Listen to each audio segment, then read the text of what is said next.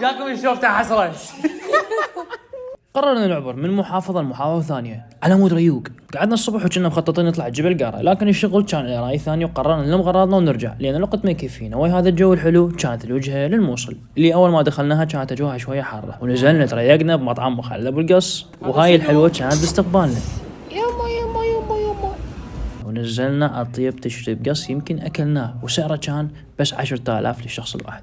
والختامية لازم بشاي. وبعدها قررنا نسوي زيارة لبيت جدي اللي بالسنة حسن يشوفون يونس، وكانت الزيارة خاطفة. وهاي كانت دخولتي. اهو جاكم الشوفته حسرة. وهسه صار لازم نرجع حتى نلحق على شغلنا ثاني يوم، وانتو حجروا اليوم محافظة رايحين. ودعتنا الموصل، وصلنا لبغداد من بعد طريق 6 ساعات. وختاما وصلنا بغداد ولاقيتنا الازدحامات اللي تموت علينا. شنو رايك سجاد؟ والله تعبنا. كراهية بغداد من وراه. وبس.